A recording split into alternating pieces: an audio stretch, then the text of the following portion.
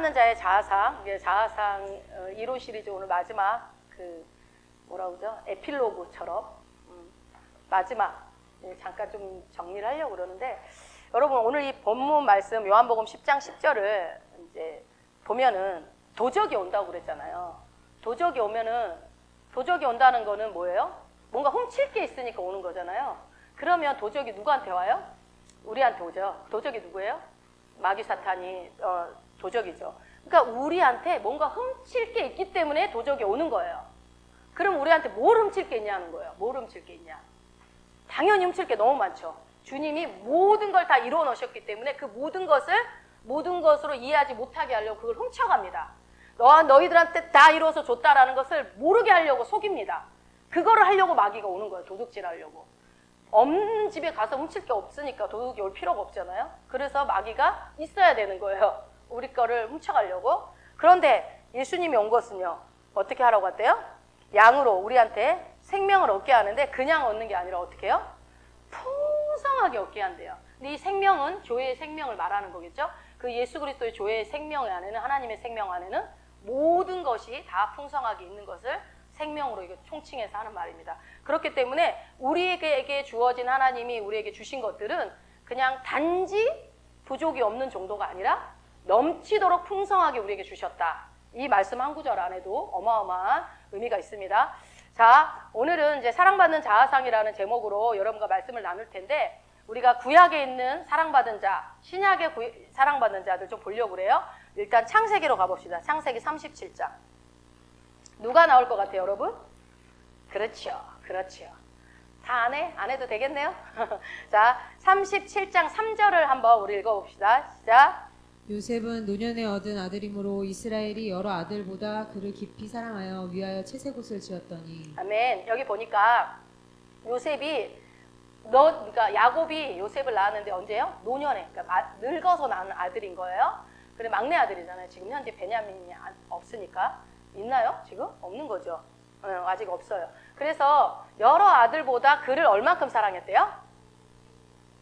깊이 사랑했다. 이게 중요합니다. 깊이 사랑했대요. 그래서 뭘 줬대요? 네, 채색옷을 줬대요. 채색옷은 비단옷. 우리로 따지면 비단옷을 준 거죠. 그러니까 채색옷은 요셉의 아버지의 야곱이 쥐어준 거겠죠. 그러면 뭐예요? 야곱이 요셉을 특별히 사랑했다는 증거로서 채색을, 그러니까 특별한 사랑을 받고 있다는 증표로 야곱만.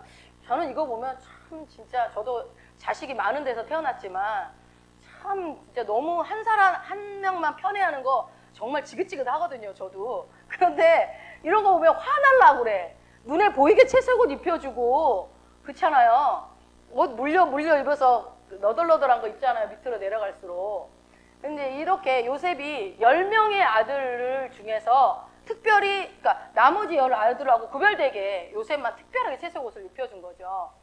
자, 37장에 밑에 23절부터 24절, 23, 24절 한번 읽어봅시다. 요셉이 형들에게 이르매 그 형들이 요셉의 옷 곧 그 입은 채색옷을 벗기고 그를 잡아 구덩이에 던지니 그 구덩이는 빈 것이라 그 속에 물이 없었더라. 예.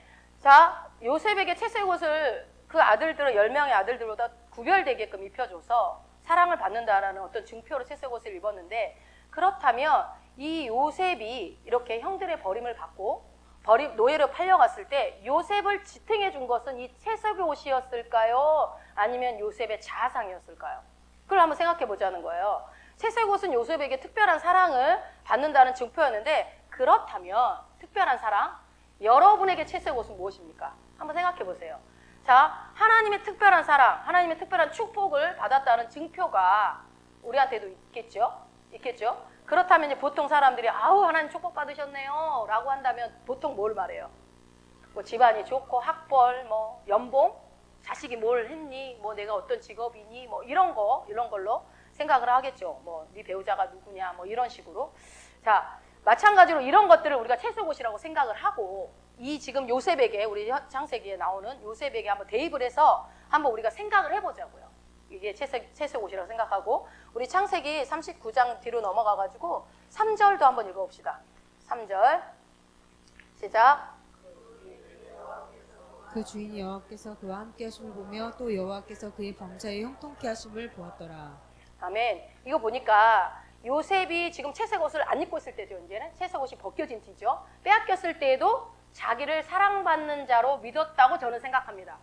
왜 그러냐면 지금 방금 말씀 9절에 3절 39장 3절 말씀에 보디발도, 주인이 보디발이었죠. 보디발도 여호와께서 그와 함께 하심을 보며 라고 나와 있어요. 여호와께서 그와 범사에 형통케 하심을 보았다라고 지금 말씀하고 있거든요. 그러니까 즉 요셉이 가지고 있었던 자아상이 밖으로 드러났다는 것을 우리는 알 수가 있어요. 그러면 우리도, 나도 요셉의 채색 옷을 빼앗겼을 때, 여러분에게 생각하는 그 채색 옷, 하나님의 축복을 받았다고 하는 그 증표, 그것을 여러분들이 빼앗겼을 때 그때도 나 자신을 나는 하나님의 사랑받는 자야 라고 믿을 수 있겠는가? 한번 스스로 한번 생각을 해보라는 거예요. 여러분 것 다 빼앗겨도 나는 하나님께 사랑받는 자야 이 생각할 수 있으세요? 가장 귀한 거 그거 뺏어도 가장 귀한 거 속으로 대답하세요. 저한테 얘기하지 마시고. 자, 그런데 여러분 물론 하나님은 우리가 빼앗긴 걸 회복시켜줘요, 안 해줘요? 우리가 요셉을 보면은 회복시켜줍니다. 오히려 더 많이 회복시켜주시죠. 근데 여기서 오해하지 말아야 될 것은 하나님이 우리 것을 뺏어가시는 분입니까? 절대 하나님은 우리 걸 뺏어가는 분이 아니에요. 하나님이 치매가 아닌 이상은 왜 줬다가 뺏어요? 하나님은 우리에게 축복을 주신 분이라고 하는 걸 믿으세요? 그렇죠? 모든 것은 하나님 거로부터 왔다고 하나님이 주셨습니다. 축복입니다. 하는데 또 없어지면 하나님 뺏어갔대. 아니 부모가 줬다가 얘한테 줬다가 미우면 뺏고 막 그래요? 우리도 안 그래요. 인간도 안 그러는데 하나님이 모든 축복을 우리에게 주셔놓고 기분 나쁘면 뺏고 그래서 하나님 뺏어갔다. 여러분 이제 그런 표현 쓰시면 안 돼요. 우리가 마귀에게 빼앗기는 거죠. 그런데 하나님 어떻게 해요? 되찾아 주시고 격려해 주시고 하나님은 협력해서 선을 이루어서 해결해 주시는 분이시지 하나님이 뺏어가는 분은 아닙니다. 근데 다들 다 하나님 탓을 하시더라고요. 이제 그거에 대한 물론 여러분 오해가 없을 줄로 압니다. 그런데 또 하나님의 축복의 증표들이 사라졌다는 게 좋다라고 얘기하는 것도 아니에요. 지금 제가 얘기하는 게 이제 우리가 채소의 것을 뺏겼을 때 여전히 나 자신은 하나님의 사랑을 받는 자라고 여러분들이 믿을 것인가 이 질문에 대한 것에 대해서 당연히 하나님의 증표들이 사라지는 것이 당연히 좋은 게 아니죠. 그러나 우리가 이거를 통해서 내 자아상을 한번 보자는 얘기를 하는 거예요. 자, 저는 이제 제가 시골 깡촌에서 살았잖아요. 우리 뭐 박은경 목사도 잘 알겠지만 거기는 애들이 공부를 안 합니다. 농번기 때는 학교도 잘 안 나와요. 일하러 가야 돼서 애기 보고 막 이래야 돼서 그러다 보니까 그냥 잔머리만 조금 저으면 공부 1등하기 너무 쉽습니다. 그러니까 저는 이제 뭐 이렇게 좀 잔머리가 잘 돌아갔던 것 같아요. 그래서 뭐 공부 안 했어요. 안 했어도 뭐 그냥 잘하더라고요. 그냥 대충 해도. 그래서 잘한다 소리 듣고 살았어요. 어렸을 때. 이게 시골입니다, 여러분. 제가 그래서 이제 항상 어땠냐면 뭐 다 잘한다. 항상 1등이다. 뭐 뭐든지 잘한다. 야무지다. 너는 뭐 맏며느리감이다. 이런 소리를 뭐 이제 어렸을 때 내내 이제 듣고 자랐는데 제가 중학교 때 서울에 와보니까 어때요? 중간밖에 안 가더라고요. 저는 3년을 보니까 중간밖에 안 가. 깜짝 놀랐어요. 그 시골 해남이 다인 줄 알고 살았거든요. 그 세상이. 그러니까 제가 너무 황당했는데 어찌됐건 이제 고등학교를 들어가서 고등학교에서 예수를 만났음에도 불구하고 그때도 제 자아상은 여전히 바뀌지 않았던 것 같아요. 왜 그러냐면 대학을 떨어지고 나니까 이 교회 다닐 필요도 없다. 야. 하나님 없다 하고서 저는 교회를 안 나가버렸거든요. 1년 동안. 그러니까 이 자아상이 뭐예요? 나는 항상 실패가 없어야 되고 나는 항상 1등이어야 되고 나는 항상 잘해야 되는데 인생이 내 마음대로 안 풀리니까 서울에 오니까 얼마나 애들이 다 잘해요. 뭐 나는 아직 ABCD도 모르는데 영어 막 줄줄줄 하는 애들이 뭐 이렇게 너무 많더라고요. 그러니 뭐 어떻게 해봐요. 못 해보지. 아무리 발버둥 쳐도요. 여러분 초등학교 6년을 잃은 사람은요. 해볼 수가 없어요. 해볼 수가 없어요. 절대로. 그래서 어쨌든 그런 제 자아상을 갖고 있었는데 완전 하나님이 저에게 물론 고등학교 때 교회를 다닐 때 하나님이 계속 저에게 주셨던 정체성이 있었죠. 듣기도 하고. 그러나 저는 그거하고 상관이 없었어요. 주님이 주신 정체성과 내 자아상은 완전히 거리가 멀었기 때문에 저는 그때 어떤 인생에서 가장 큰 실패라고 생각했던 대학 낙방이라는 그 실패가 그냥 더 이상 신앙생활을 할 필요도 없다. 이렇게 할 정도로 그냥 저는 떠나버린 거예요. 근데 나중에 이제 돌아와서는 그게 아니라는 걸 알았지만 당시에는 제 자아상이 그랬다는 얘기를 하는 거예요. 그런 것처럼 지금 봐봐요. 요셉도 부잣집 막내 도련님에서 뭐로 전략을 했어요? 완전 노예로 전략을 한 거예요. 노예로. 이건 대학 낙방 정도가 아니고 노예를 전략을 했고 다 빼앗겼는데 무너졌어요, 안 무너졌어요?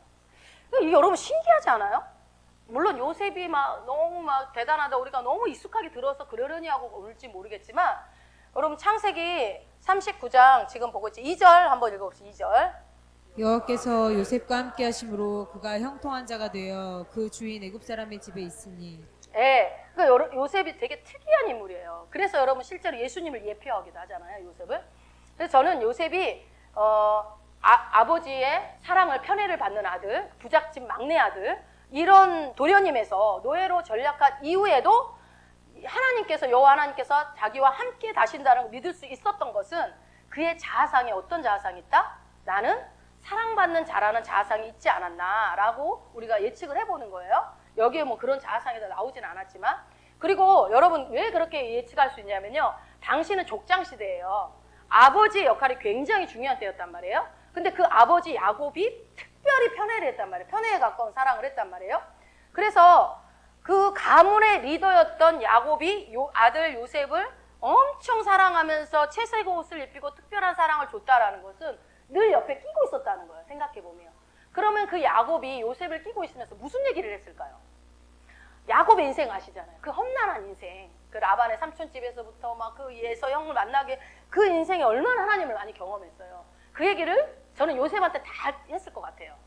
그 채색 옷만 입혀놓은 게 아니라 그 요셉에게 하나님이 어떠한 분인지, 내 인생에서 어떻게 일하셨고, 그분은 살아계셨고, 그래서 여러분 야곱이 나중에 애굽 왕을 만났을 때 너무 인생이 팍팍했기 때문에 너무 늙어 보인 거야. 노아가 빨리 왔어.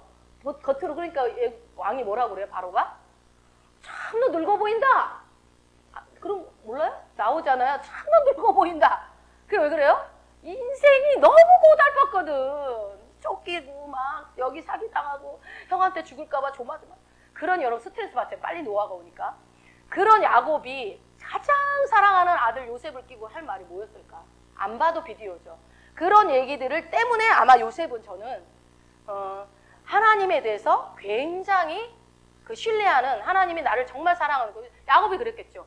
그런데 하나님 나를 너무나 사랑하셔서 베델에서도 만나주셨고, 내가 돌베개를 베고 자다가 천사를 만났는데 하나님 나를 사랑하셨고, 이 얘기 했을까요? 난 분명히 많이 했을 것 같아요. 그게 이 요셉에게 그대로 전달되지 않았을까. 그러니 요셉에게 있었던 그 특별함은 뭐였다? 나는 사랑받는 자라는 자아상을 갖고 있지 않았나. 이건 이제 제 표현이에요.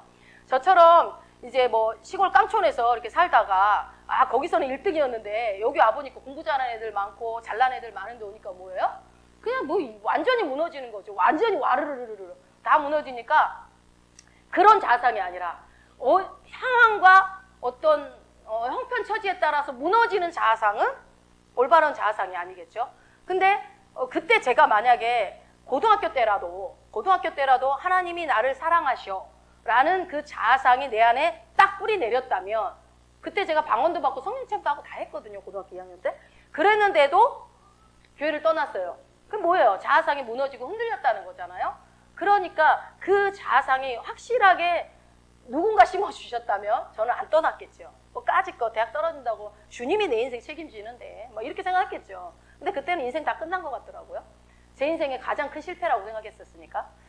어쨌든 그래서 저는 요셉이 이때 무너지지 않았던 것은 그가 가지고 있었던 사랑받는 자아상, 그 자기가 사랑받는 자라는 그 자아상 때문이었을 거라, 그 아버지의 특별한 사랑과 호의, 그 은혜를 입은 자라는 그 자아상 때문에 그렇지 않았나. 그러니까 아버지 사랑을 또 듬뿍 받으면서도 하나님도 이렇게 좋으신 분이구나, 또 이렇게 또 생각을 했을 수도 있겠죠. 자, 여러분, 그러면 여러분을 정의하는 건 뭡니까? 여러분을 자신을 어떻게 정의하십니까? 자, 자기 자신을 한번 소개해 보세요. 속으로 소개하세요. 여러분이 당신 누굽니까? 그럼 뭐라고 소개하세요? 첫 번째로 나오는 소개가 뭐예요? 자, 무슨 일, 나 목사입니다. 뭐 예를 들어 직업을 얘기할 것인가? 아니면 난 누구 엄마입니다. 누구 아빠입니다. 아니면 나는 몇 년생 누구입니다. 뭐 이렇게 한다든지 뭐 여러 가지가 있겠죠. 내가 누구 만약에 자식이 잘 나가고 있으면 우리 누구 M입니다. 뭐 이렇게 소개도 할 것이고요. 그죠? 만약 그런데 그것이 사라지고 나면 저와 여러분은 누구예요? 여러분이 소개하고 있는 그거 다 사라지고 나면 뭘로 소개하실래요? 한번 이거 생각해 보시라는 거예요. 자, 신약으로 와서 봅시다. 누구니까? 사도 요한 한번 봅시다. 요한복음 13장 23절. 사도 요한이 자기 자신을 자기의 자아상을 어떻게 보고 있었는지 요한복음 13장 23절 한번 읽어봅시다. 예수의 제자 중 하나 곧 그의 사랑하시는 자가 예수의 품에 의지하여 누웠는지라. 저는 여러분 여기 읽을 때마다 진짜 이상하다는 생각을 많이 했어요.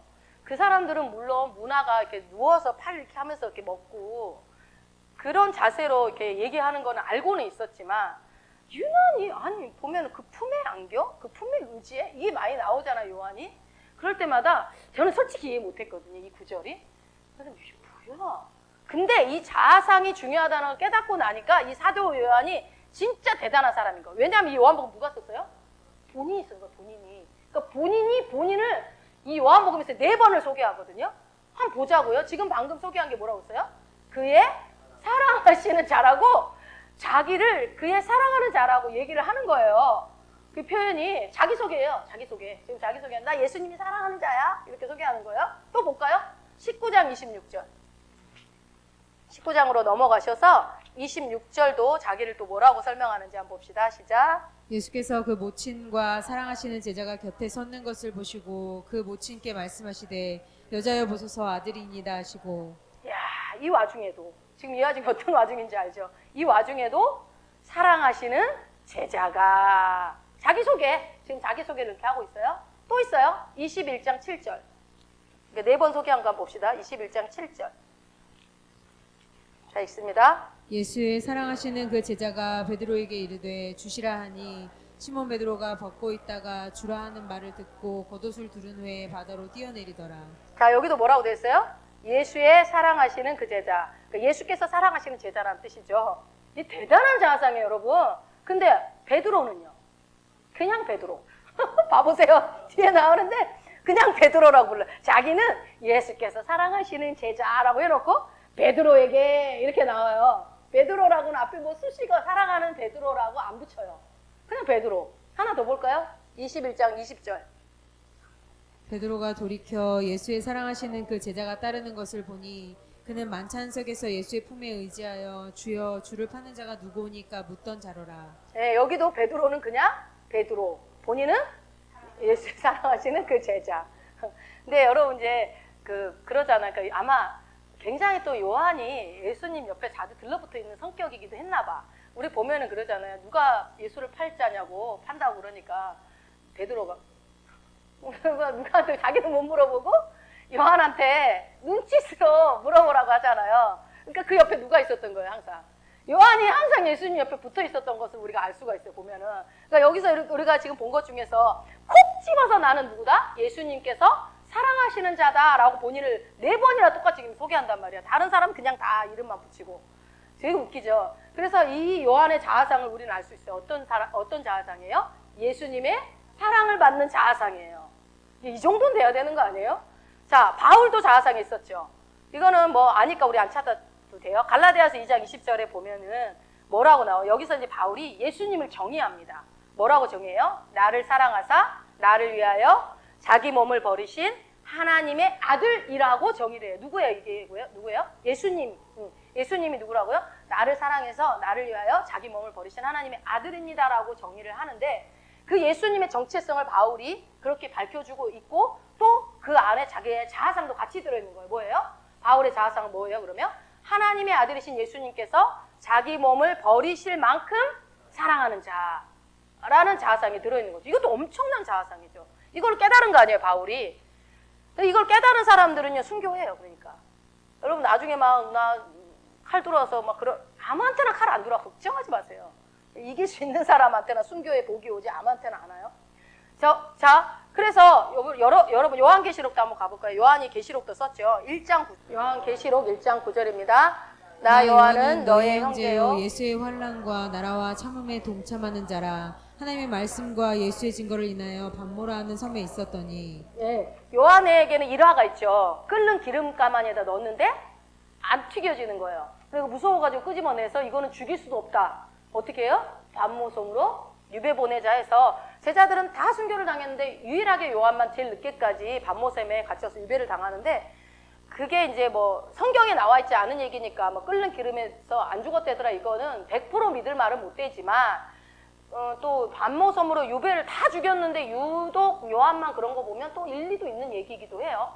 어쨌든 이 요한은 사도 요한은 자기를 예수님이 사랑을 받는 자라는 그런 자아상을 가지고 자기를 정의했던 것을 알 수 있는데 이 요한이 했던 일은 어떤 것이 있냐면 이 요한복음도 기록했고 뭘 또 기록했어요? 요한계시록 말고 요한 1서, 2서, 3서도 기록했단 말이에요. 그래서 요한의 별명이 있었죠. 뭐죠?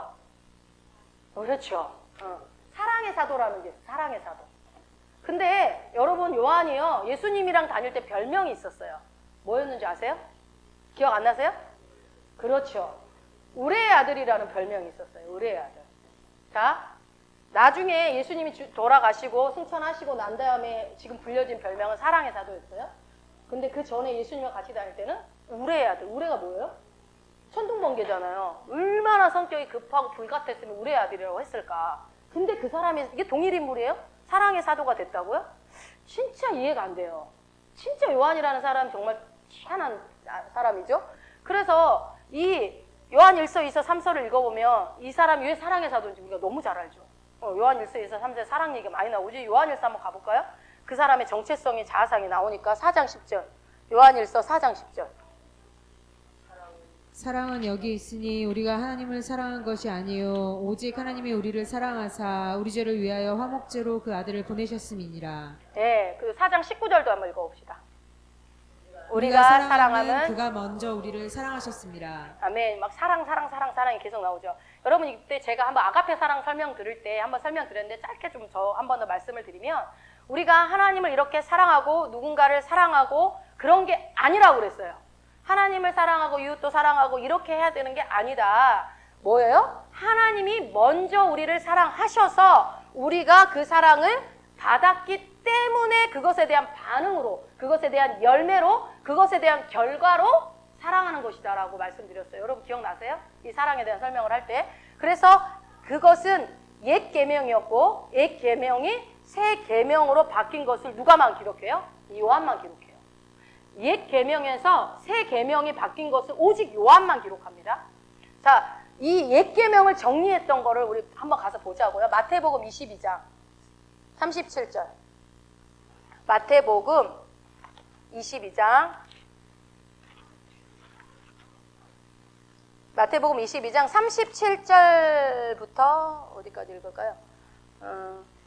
40절까지 한번 읽어봅시다. 시작. 예수께서 가라사대 내 마음을 다하고 목숨을 다하고 뜻을 다하여 주 너의 하나님을 사랑하라 하셨으니 이것이 크고 첫째 되는 계명이요 둘째는 그와 같으니 내 이웃을 내 몸같이 사랑하라 하셨으니 이 두 계명이 온 율법과 선지자의 강령이니라. 아멘. 지금 예수님이 하신 얘기인데 율법사가 물어보니까 율법사한테, 그러니까 율법사가 누구예요? 구약의 사람이에요. 구약의 율법을 가지고 있는 그 사람한테 그 율법을 정리해 준 거예요. 예수님이. 율법은 정리하면 어떻게 된다? 첫째는 하나님을 내 마음을 다하고 목숨을 다하여 뜻을 다하여 주 너의 하나님을 사랑하는 것이 첫째고, 두 번째는 뭐라고 그래요? 내 이웃을 내 몸과 같이 사랑하는 것이 율법의 최고의 강령이다. 이 두 가지다라고 정리를 율법사에게 얘기해 준 거죠. 그런데 어떻게 해요? 마태복음에서 예수님이 그 옛계명을 정리를 딱 해. 이건 옛계명입니다. 여러분 이건 새 계명이 아니에요. 옛계명을 정리를 해주니까 요한복음에서는 아까 우리 돌아가서 요한복음으로 가봅시다. 요한복음 13장 34절. 여기서는 새 계명이 나오죠. 요한복음 13장 34절. 요한복음 13장 34절 한번 읽어봅시다. 새 계명을 너희에게 주노니 서로 사랑하라. 내가 너희를 사랑한 것 같이 너희도 서로 사랑하라. 네, 이게 새 계명이에요. 그러니까 예수님이 한 말이라고 해서 그걸 우리한테 적용하면 안 돼요. 그거는 구약에 있는 배경으로 갖고 있었던 사람에게 한 얘기예요. 그러니까 너 마음을 다하고 목숨을 다하고 하나님을 사랑해 이러면은 안 되는 거예요. 그건 옛 계명이고 새 계명은 뭐예요? 그 모든 걸 다 빼고 마음을 다하고 목숨을 다하고 뜻을 다해 주 너의 하나님을 사랑하라는 것은 빠졌습니다. 그죠? 그 얘기는 지금 안 하죠. 뭐예요? 내 이웃을 내 몸과 같이 사랑하라고 했어요? 안 했어요? 안 나와 있어요. 딱 심플하게 나오죠. 뭐라고요? 서로 사랑해라. 예수님이 이걸 딱 빼버렸어요. 이것도 예수님이 한 얘기예요. 예수님이 율법사들 앞에서 할 때는 이렇게 율법을 정리해 주시고, 그런데 새 계명을 줄 거야. 그건 옛날 계명이고 새 계명은 뭐냐면 너희가 서로 사랑하라는 거야 라고 얘기를 하죠. 요한복음 15장 12절 한번 읽어봅시다. 15장 12절. 내 내 계명은 계명은 곧 내가 너희를 사랑한 것 같이 너희도 서로 사랑하라 하는 이것이니라. 예, 이거를 요한만 기록했어요. 바뀐 계명을. 그러니까 이제는 우리가 하나님을 사랑하고 내 이웃을 내 몸과 같이 사랑하는 그 계명, 내가 지킬 수 없는 그 불가능한 옛 계명을 예수님께서 십자가에 달리심으로 다 이루어 버리셨다고요. 다 짊어지셨어요. 우리가 못하는 율법을 그분이 대신 짊어져 버렸어요. 우리는 이제 그럼 무엇을 합니까? 새 계명에 뭐라고 그래요? 예수님이 너희를 사랑한 것처럼 너희도 서로 사랑하라고 그러는 거예요. 자, 내가 내 이웃을 일방적으로 사랑해야 되는 것이 아니라 우리가 그냥 사랑만 하는 게 아니라 서로 사랑하는 것이 아니라 그러려면 어떻게 해야 된다고요? 예수님이 나를 얼마나 사랑했는지를 알아야 사랑도 할 수 있다라는 얘기를 하는 거죠. 그러니까 예수님을 알지 못하는 사람이 사랑한다는 거, 그 사랑이라고 할 수 있을까요?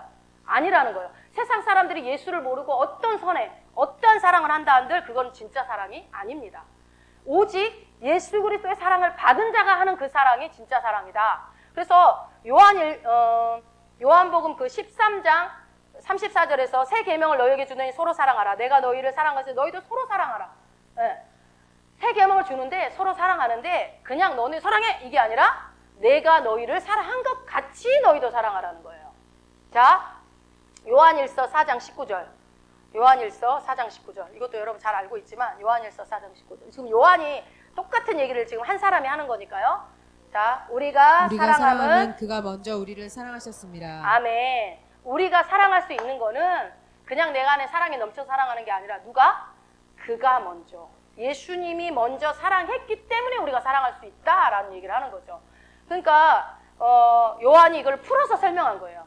예수님이 내가 사랑한 거지 너희도 사랑해 그 얘기를 갖다가 요한복음에 와가지고 하는 게 우리가 사랑하는 것은 예수님이 먼저 사랑했기 때문에 우리가 사랑할 수 있어 라고 지금 풀어놓은 거죠. 이것이 바로 요한 1서, 2서, 3서에 기록된 사도 요한이 이해한 하나님의 사랑이에요. 근데 여러분 이게 뭐예요? 우리가 하는 것이 아니라 뭐라고요? 하나님께서 하시는 것이라고요. 그 사랑을 받은 다음에 그 사랑을 하나님의 사랑을 받은 다음에 우리가 반응을 하는 거예요. 반응을 하는 것이 사랑을 하는 삶이라는 거예요. 자, 이게 우리가 그동안 뭐든지 내가 사랑해야지 이런 게 여러분이 너무 몸에 배어있기 때문에 이게 좀 이해가 안 될 수도 있겠지만 이 요한의 설명을요, 여러분 복음으로 생각을 해보세요. 우리가 복음을 들은 걸로 생각을 하면 이게 정확한 복음이에요. 여러분 우리가 뭐 어떤 행위로 구원을 얻었습니까?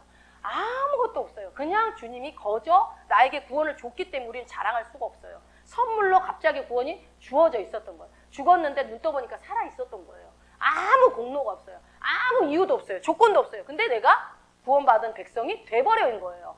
그러니 우리가 이거 뭐예요? 공짜도 이런 공짜가 없죠. 엄청난 공짜가 주어진 거죠. 세상에 몇 억 인구 속에 내가 예수를 믿는다? 여러분 무슬림이라고 생각해요 지금. 무슬림으로 될 수도 있잖아요.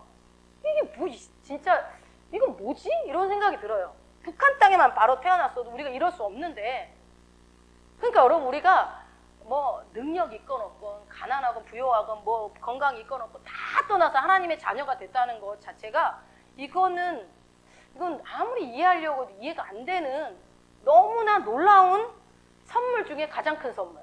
이게 이해가 안 되는 선물을 우리가 받은 거거든요. 근데 모를 때는 예수 믿는 게 굴레고 힘들고 막 그런 데지만 이 내가 받은 구원이 어떤 건지를 알면은 감히 어떻게 그 많고만 지금 퍼센테이지가 몇 퍼센트 정도 될까요? 기독교인의 퍼센테이지가? 30% 넘을까요? 안 될 것 같아요. 전 세계 중에. 그렇다면 예를 들어서 뭐 25%라고 한다 하더라도 25% 안에 진짜 예수를 만난 사람은 몇 프로 정도 될까요? 그렇게 따지면 이게 진짜 여러분이 진짜 예수를 만난 분이라면 이게 말이 안 되는 일이에요. 이게 확률적으로. 로또 맞는 확률보다도 이거는 있을 수 없는 확률 속에 내가 선택을 받은 거거든요. 그래서 이거를 사랑받는 자라는 자아상이라고 본인이 갖고 있었던 그 자아상이 이게 이 요한의 이 자아상이 이걸 통해서 우리가 정확한 복음을 알 수가 있는 거예요. 그리고요, 이 사랑받는 자의 자아상을 갖고 있는 사람이 했던 일이 또 있어요. 뭐예요? 아까 우리가 요한이 어디를 썼어요? 요한 1서, 2서, 3서뿐만 아니라 요한 계시록도 썼단 말이에요. 요한 계시록은 뭐예요? 장래일을 본 거잖아요. 여러분 역대 모든 선지자 중에 가장 인류의 끝까지 본 사람은 이 사람밖에 없어요. 요한밖에 없어요. 그러니까 계시록에 1장 10절을 우리 한번 가봅시다. 계시록 1장 10절에 요한계시록 1장 10절 읽어봅시다. 주의 날에 내가 성령에 감동하여 내 뒤에서 나는 나팔 소리 같은 큰 음성을 들으니. 네, 내가 성령에 감동하니까 성령이 찾아오신 거예요. 성령이 오셔가지고 성령이 들려주시니까 들은 거죠. 요한한테. 요한이 들려주세요 한 것도 아니야. 성령이 찾아와서 보여주시니까 기록한 게 이 요한계시록이거든요. 그래서 이게 근데 요한이요. 요한계시록 쓰기 전에 요한복음에 16장에 가보세요. 요한복음 16장에 13절에 뭐라고 얘기했는지. 본인이 한 얘기니까 16장 13절. 16장 13절 읽어봅시다. 그러나 진리의 성령이 오시면 그가 너희를 모든 진리 가운데로 인도하시리니 그가 자의로 말하지 않고 오직 듣는 것을 말하시며 장래일을 너희에게 알리시리라. 아멘. 그러니까 요한이 성령이 찾아와서 장래일을 보여줬을 때 놀라지 않았을 거라고 저는 생각을 해요. 본인이 요한복음에서 얘기하잖아요. 장래일을 알게 된다. 근데 여기서 성령님께서 우리에게 알려주시는 것 중에 장래일을 알게 해주겠다라는 일이 나오는데 여기서 너희가 누구예요? 예언의 은사를 받은 자들입니까? 아니죠. 특별히 어떤 한 사람을 말하는 것도 아니고 제자들을 말씀하시는 건데 그 모든 제자들을 포함해요. 그럼 이 제자들 안에 너희 안에 내가 포함돼야 안 돼요? 예, 포함되는 거예요. 그러면 성령님이 오시면 여러분 안에 성령님 계십니까? 아멘. 내 안에 성령이 계시면 우리가 장래일을 알아요, 몰라요? 우리는 아는 자라는 거예요. 장래일을 아는 자라는 거. 장래일을 성령님이 알려준다라는 거죠. 그러니까 다 알아야 되는데 다 알아요? 근데 우리 모른단 말이에요. 목사님은 그래도 우리 여기선 제일 많이 이렇게 기도하면 이렇게 아시지만 우리는 대부분이 다 몰라요. 근데 어떤 교단에서는 은사가 다 사라졌다고 그래요. 은사를 완전히 폐해졌다고 은사를 아주 터부시하는 교단들도 있죠. 그런데 요한복음에서는 은사와 상관없이 성령님이 오시면 예수님의 제자라면 그들에게 장래일을 알려준다라고 되어 있는 거예요. 그러니까 우리가 장래일을 아는 게 이상한 게 아닌 거예요. 이상한 게 아니에요. 그런데 심지어 장래일뿐만 아니라 이 요한에게는 뭘 알려줬다고? 인류의 끝을 보여준 거예요. 정말 마지막 장래까지 끝까지 다 보여줬어요. 어떻게 하면 이럴 수 있을까? 어마어마한 거죠. 이건 어마어마한 거예요. 인류 역사의 끝을 본 사람은 오직 요한밖에 없는 거예요. 저는 이것이 사랑받는 자의 자아상과 무관하지 않다고 봅니다. 자, 여러분 우리가 내가 어떤 세상적인 욕심이 아니라 어떤 사업이 잘 되려고 어떤 의도가 아니다 하더라도 예수님을 잘 섬기고 싶어서 장래일이 알고 싶을 수 있잖아요. 좀 뭔가 내가 정말 더 알면은 하나님 앞에 좀 신앙생활을 좀 잘할 수 있을 것 같은데 알려주면 좋겠다. 확실하게 내가 5년 뒤에는 어떨지 이런 마음이 있을 수 있잖아요. 순수하게. 그런데 우리는 왜 모를까요? 알아요? 다 아셔요? 1년 뒤에 여러분이 어떤 모습을 있을지 알아요? 근데 이 요한이 가지고 있었던 이 사랑받는 자라는 자아상과 장래일을 알려주는 이 성령님의 그 음성을 듣는 능력이 저는 무관하지 않다고 보는 거예요. 왜냐하면 여러분 보세요. 두 분이 서로 사랑하십니까? 갑자기 물어봐서 당황스럽죠. 부부가 서로 사랑하고 정말 사랑하는 관계 아니면은 부모가 또 자식을 사랑하면은 여러분 내가 너무 사랑하고 서로 사랑하고 있으면 그 사람 얼굴만 봐도 알아요, 몰라요? 대충 알아요. 그렇죠? 대충 알고 완전히 알 수도 있고 말 안 해도 눈치만 봐도 알고 그래서 넌 내 속에 들어왔다 나갔냐? 할 정도로 내가 먹고 싶었는데 어떻게 알았어? 하면서 음식이 나타났을 때 이때쯤 되면 항상 그거 찾잖아. 이런 식으로. 이게 서로 너무 잘 아는 거죠. 그러니까 여러분 봐봐요. 사랑하는 관계는 서로의 마음에 대해서 너무 매우 잘 압니다. 그렇다면 이 요한이 갖고 있는 나는 예수님의 사랑받는 자야. 같이 다닐 때도 맨날 예수님 옆에 붙들고 나는 사랑을 내가 독차지하는 자라고 그렇게 했던 그가 이 장래일을 알게 됐다는 것을 사랑하니까 너무 친밀하니까 하나님이 요한에게 알려주는 게 이상하지도 않은 거예요. 그러니까 여러분이 하나님을 많이 사랑하면 사랑할수록 하나님과 친밀하면 친밀할수록 장래일을 많이 알게 되겠죠. 쉽게 알게 되겠죠. 그래서 이 장래일 중에 최고의 장래일인 이 요한계시록을 요한이 써서 뭐가 됐어요? 사랑의 사도가 된 거예요. 요한 1서 2서 3서가 비슷한 쓰기에 쓰인 거죠. 요한계시록하고. 또 그러면 구약의 요셉도 한번 비교해 봅시다. 그럼 아까 요셉도 그럼 사랑받는 자라고 했으니까 그러면 사랑받는 자에게 장래일이 쉽게 알려준다? 그럼 요셉도 장래일을 알았습니까? 그렇죠. 뭘로 알았죠? 꿈으로. 그때는 성령님이 오시기 전이니까 성령이 와서 가르쳐 줄 수가 없잖아요. 그러니까 꿈으로 알려준 거예요. 물론 다른 사람의 꿈을 해석하기도 했지만 꿈으로 요셉을 통해서 미래를 알려주고 해석하고 그렇게 되는 것들을 볼 수 있죠. 그것을 봤어도 결국은 어떻게 됐어요? 근데 사실 보면 요셉이 형들한테 버림을 당했던 게 뭐 때문이었어요? 이 꿈 때문이었거든요. 꿈꿔가 이 꿈쟁이야 막 이러면서 형 내가 꿈을 꿨는데 막 뭐 볕단이 와가지고 형들의 볕단이 나한테 저래. 그 말을 왜 해? 그냥 말지. 아빠한테만 얘기하든가. 그 얘기를 하는 바람에 아버지한테 사랑받는 것도 꼴보기 싫어 죽겠는데 또 꿈까지 꿔가지고 맨날 꿈쟁이 신기한 꿈만 꾸는 거예요. 지가 맨날 왕이라는 꿈만 꾸는 거예요. 그러니까 어떻게 해요? 그 꿈 때문에 자기가 사랑받던 아버지의 그 막내 아들 도련님의 자리를, 그 사랑 독차지하던 그 좋은 자리를 잃어버리게 된 거잖아요. 아니 꿈 내가 꾸고 싶어서 꼈어요? 요셉이 꾸고 싶어서 꿨냐고 이 꿈을. 하나님이 꾸게 해준 거 아니에요. 그러면 하나님 때문에 그가 가지고 있었던 요셉의 그 사랑받는 도련님 자리를 뺏긴 거네요. 채색옷을 뺏긴 거네요. 하나님 때문에. 그죠? 그런 상황이 벌어진 것처럼 우리는 이제 보면 알 수 있죠. 그러나 하나님께서 그때만 꿈 보여주고 끝내버렸다면 하나님 나쁜 하나님이시죠. 그러나 하나님은 어떻게 했어요? 계속 꿈으로 장래일을 말씀해 준 거 우리가 창세기에 가면 쭉 나오죠. 찾지 않겠습니다. 근데 요거만 하나 찾아봅시다. 마지막에 요셉이 50장 20절 우리가 잘 아는 말씀이지만 50장 20절에서 그 요셉의 그 마음이 나오죠. 하나님 앞에서의 그 마음 한번 읽어봅시다. 당신들은 나를 헤아려 하였으나 하나님은 그것을 선으로 바꾸사 오늘과 같이 만민의 생명을 구원하게 하시려 하셨나니. 아멘. 이게 나중에 형들 앞에서 하는 소리죠. 맨 나중에 인생에 이제 그 총리가 되고 난 다음에 한 얘기죠. 당신들은 형들은 나를 헤아려고 했지만 하나님은 그것을 선으로 바꿨습니다. 그러니까 그때 헤아려고 했던 그 당시에 버림받았던 그때부터 이걸 다 인생을 보면서 다 누가 했다? 하나님이 하신 일입니다. 하나님이 하셨습니다. 라고 고백하는 장면이잖아 이게. 그래서 요셉이 그런 하나님의 사랑받는 자라는 자아상을 갖고 있었기 때문에 그가 그 꿈 때문에 자기의 귀한 것을 빼앗긴 것처럼 보여졌었으나 잠시 그렇게 보였지만 그렇지만 나중에 그가 빼앗겼던 것에 몇백 배로 되찾는 것을 우리는 알 수 있습니다. 그래서 애굽의 총리가 되고 엄청난 부요를 누리게 되고 그리고 어마어마한 세상을 통치하게 다스리는 이 스토리죠. 이게 정말 아름다운 스토리죠. 그래서 하나님의 꿈 때문에 악한 자들의 미움을 사서 그가 하나님의 꿈을 주시기 전에 가졌던 모든 것을 잃어버렸지만 결국에는 잃어버렸던 것을 되찾았던 그것들을 봤을 때 더 큰 세상을 섬기는 것을 보았을 때 그가 사랑받는 자라는 자아상을 갖고 있었을 때 어떠한 결과를 가져왔는지를 우리는 보면 알 수 있는 거예요. 자, 그냥 요셉이니까 이렇게 생각하지 마시고 제가 뭐라고 했어요? 이것에 여러분들을 대입해보라고 그랬어요.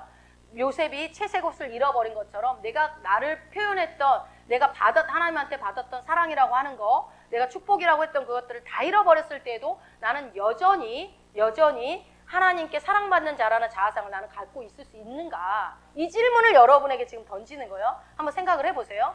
사도연도 마찬가지로 본인이 사랑받는 자라는 자아상을 갖고 있었기 때문에 어떠한 상황 속에서도 이거를 잊어버리지 않았고 그래서 본인이 기름 가마니에 던져졌었어도 아마 그게 너무 죽는 것에 대한 두려움이 없고 그죠? 그런 하나님이 함께 하신다라는 것 때문에 아마도 요한이 또 하나님이 이 요한계시록을 써야 되니까 살려준 것도 있겠죠. 그러니까 그 상태를 유지했었기 때문에 예수님 당시에 있었던 그 상태를 쭉 유지했기 때문에 그 밤모섬에서 유배 생활이 정말 힘들었지만 하나님의 엄청난 그 인류의 마지막을 다 보여준 것을 우리는 알 수가 있어요. 그러니까 여러분 또 요셉이 보면 아까 우리가 앞에서 봤지만 보디발이 뭐라고 그래요?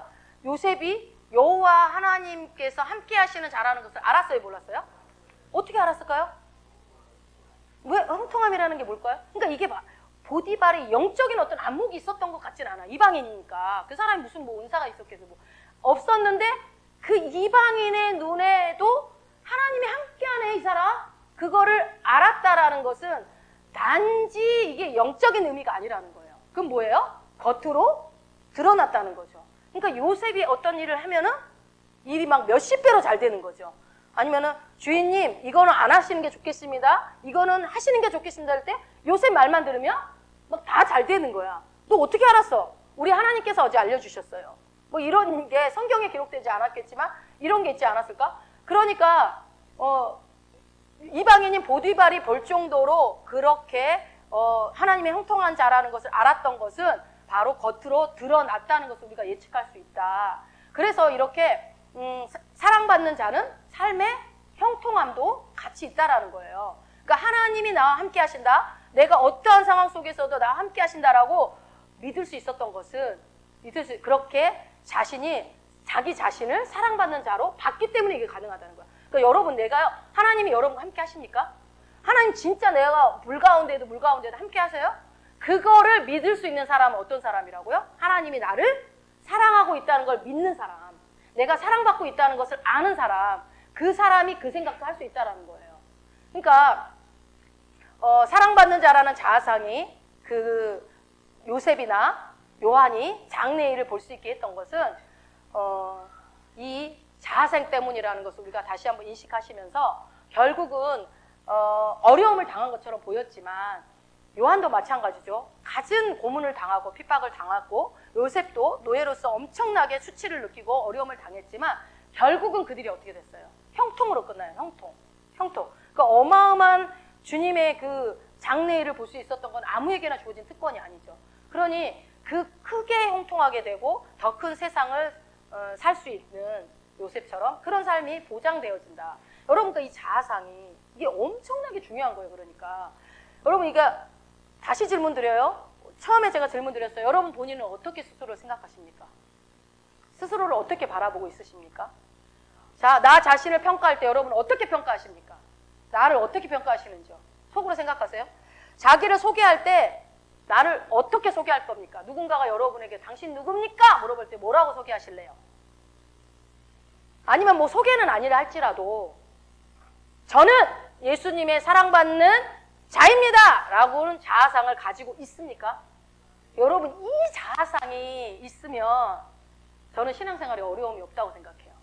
자, 여러분, 하나님께서 나를 버리지도 않고 떠나지도 않으신다라는 것을 우리가 꽉 붙잡고 믿을 수 있는 이유가 뭡니까?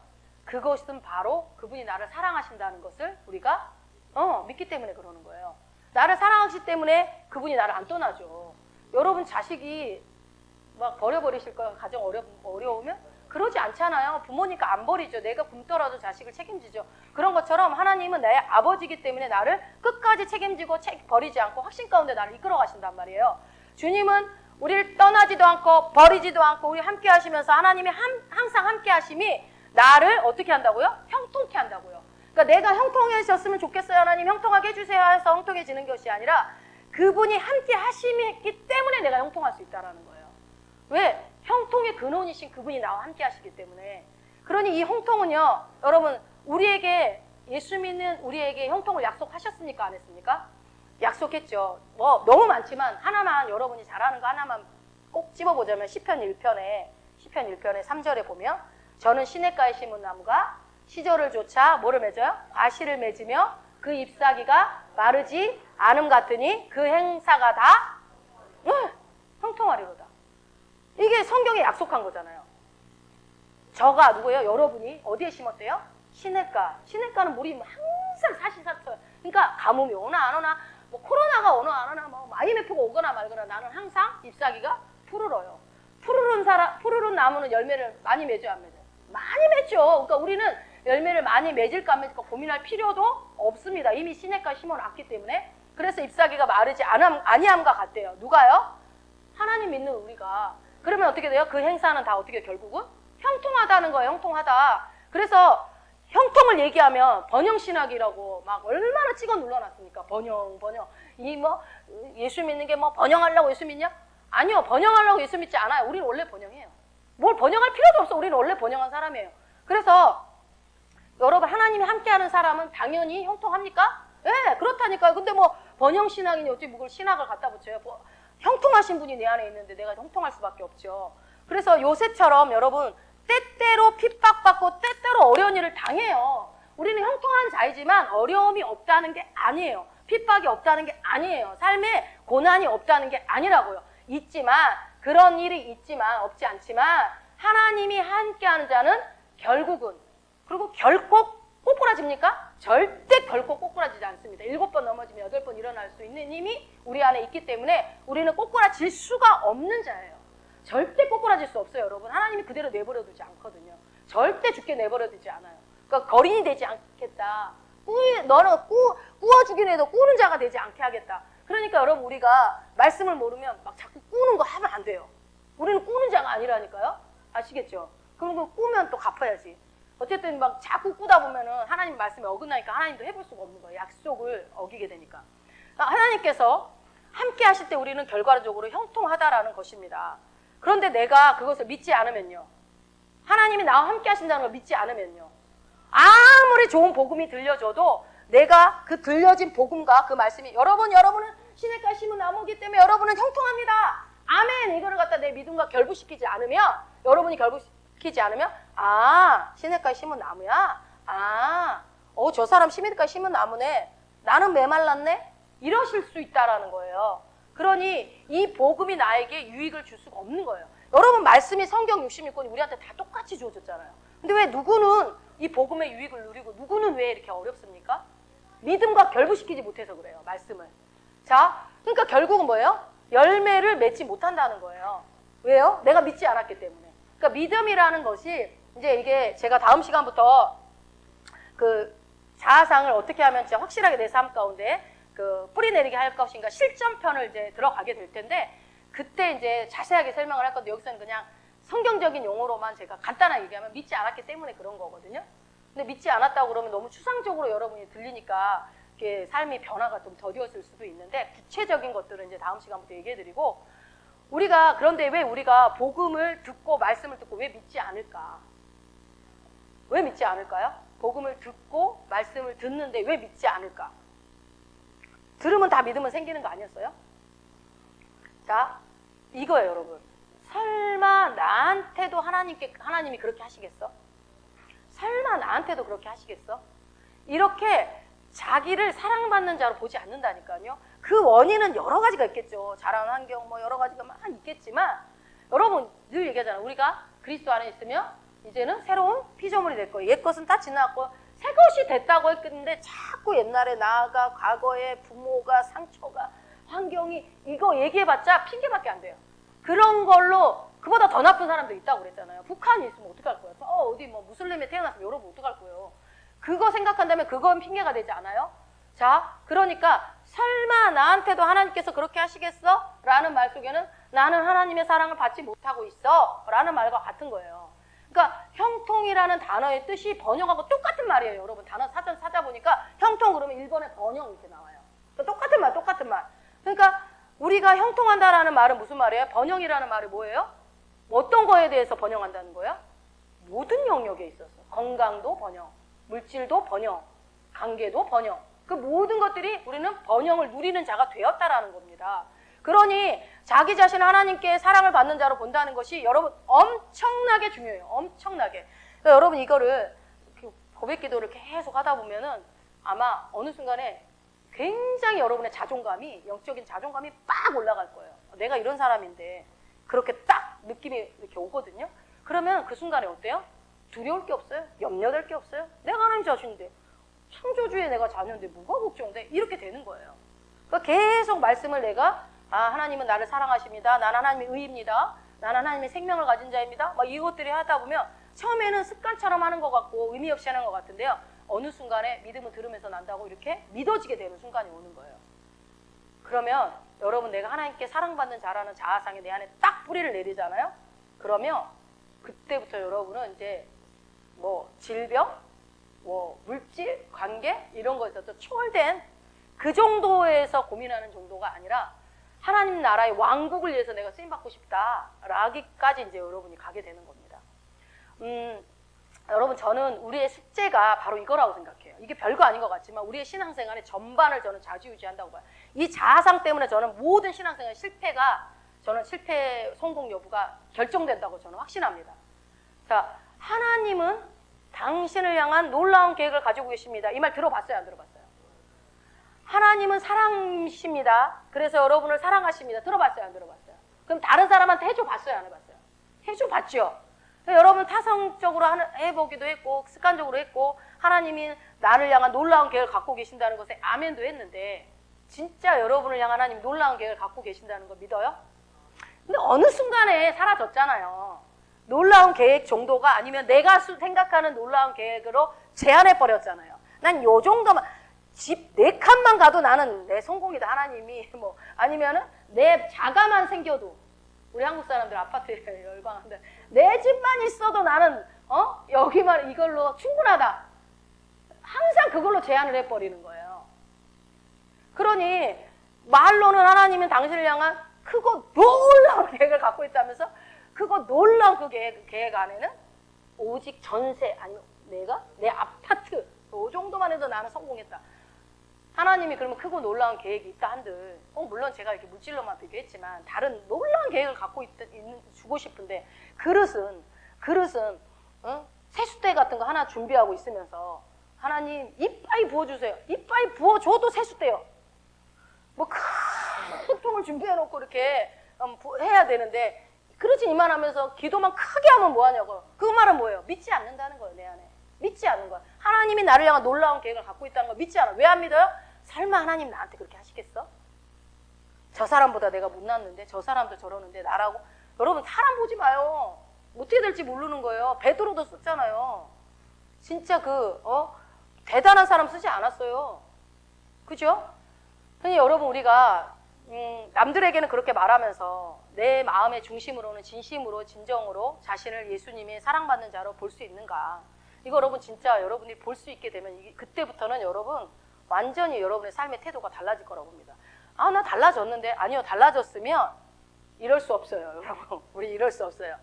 우리의 이거는 인생을 숙제예요. 숙제 여러분. 이거 그래서 내가 막 뭔가를 막 기도하고 뭐 달라고 뭐 그런 것보다도 여러분들이 알아야 되는 건 하나님의 사랑을 먼저 받아야 돼요. 내가 사랑받는 자라는 거. 그래서 나 자신을 얼만큼 사랑한다고요? 바울이 뭐라고 그랬어요? 얼만큼 나를 사랑해요? 예수 그리스도께서 십자가에서 죽으실 만큼, 십자가에서 나를 대신해 죽으실 만큼 누구를 사랑해요? 나를 사랑하는 거예요. 그런 사랑을 받고 있는 자라는 거를 나를 그 정도를 믿어야 된다니까요. 여러분 그것이 인식이 돼야 돼요. 하나님이 나를 사랑하는데 우주만큼 땅만큼 추상적으로 생각하지 말고 나를 위해서 죽으신 만큼 나를 사랑하신다. 그렇다면 여러분 아니 주님이 나를 위해서 죽으셨다? 이만큼 나를 사랑한다? 여러분 웬만한 사람이 죽을 수 있어요? 이거는 크기를 어떻게 측량할 수가 없을 정도로 나를 사랑하시는 거죠. 그러니까 여러분 우리가 먼저 아까 그랬죠. 사도 요한이 요한 1서에서도 얘기했고 요한복음에서도 얘기했지만 우리가 사랑을 누군가를 사랑해야지 사랑하는 것이 아니라 그래서 뭐라고 그래요? 이거 뭐 성경적인 얘기인 것 같아요. 사랑도 받아본 사람이 줄 수 있다라고 하는 그런 말이 있는 것처럼 그게 굉장히 복음적이에요. 내용이 성경에 나와 있지 않지만 우리가 사랑하는 것은 그분이 먼저 나를 사랑했기 때문에 내가 어떻게 해요? 내 자신을 포함해서 우리 모두가 사랑하는 일을 열심을 내기 전에 하나님이 나를 사랑하셨기 때문에 내가 사랑해야지 열심히 사랑할까 아자 이게 아니라고요. 그분이 내가 사랑하는 일에 나 저 사람 사랑할까 열심을 내기 전에 해야 될 일이 뭐라고요? 주님의 사랑을 받는 일에 열심을 내시라고요. 주님의 사랑을 열심히 받는 사람이 사랑할 수 있어요. 그것이 그러니까 이때까지 우리는 정말 가짜 사랑을 많이 하고 있었던 거예요. 그러면은 나 사랑했는데 여러분 그게 꾸준히 되냐고요. 내 열심으로 하는 거 꾸준히가 안 된다니까요. 그리고 그 사람이 내가 막 계속 사랑을 줬는데 나를 배반하잖아요. 그럼 나도 잘라버려요. 그건 내가 했던 사랑이죠. 그러나 하나님의 사랑은 목숨을 건 사랑이죠. 그 사랑을 내가 받았다는 것을 깨닫게 되면요. 그거를 내가 사랑을 해야지 열심을 낸다고 해서 하는 것이 아니라 어떻게 해요? 그 십자가의 사랑을 근거로 해서 그 사랑을 받아들이고 누린 그 사람은요. 어떻게 해요? 예수님이 나를 사랑하는 자로 요셉이 그렇게 봤던 것처럼 자기를 사랑받는 자로 보고 그것을 이 사랑받는 자를 열심히 누릴 때 열심히 그 사랑을 누릴 때 사랑하는 일은 저절로 되는 거예요. 여러분 사랑도 열매잖아요. 열매는 어떻게 할 때 맺혀져요? 가지에 붙어있기만 하면 열매는 맺혀지는 거예요. 가지가 열매를 맺는 게 아니에요. 뿌리가 열매를 맺는 거지. 열매는 맺혀지는 겁니다. 그러니까 뭐예요? 내가 그분의 사랑을 양분을 받기만 하면 그 사랑을 나를 주님이 이렇게 사랑하셨지. 나를 십자가에 죽으실 만큼 나를 사랑하셨지. 어떻게 나를 이렇게 사랑하셨지? 그 사랑을 아는 사람은 사랑하지 않을 수가 없는 거죠. 근데 이거는 충분히 내가 믿지 못하고 사랑하라고 했으니까 사랑해야지 계속 어떤 행위를 가르치고 행위를 추구하는, 열심을 추구하는 것에는 문제가 있다. 예, 자연스러운 거예요. 사랑하는 거는. 예수 믿는 사람이 예수 그리스도의 사랑을 받는 일은 아주 자연스러운 것이다. 그래서 여러분 우리도 사랑하는 자가 되려면 먼저 뭐예요? 사랑받는 자가 되어야 합니다. 그래서 여러분 우리도 사랑받는 자라는 자아상을 가지셔야 돼요. 여러분의 신앙생활의 승패의 여부가 내가 그 자아상을 갖고 있느냐 없느냐예요. 이 자아상. 그래서 하나님이 예수님을 사랑하는 만큼 나를 사랑하고 계시다는 것을 팩트입니다, 여러분. 이거는 사실인데요. 여러분이 그걸 받아들일 것인가 말 것인가는 여러분의 선택이고요. 그러니 저와 여러분은 창조주의 사랑을 받는 자라는 것을 믿으시고 그래서 여러분은 사랑할 수 있습니다. 아멘. 그런 삶을 사시기 바랍니다.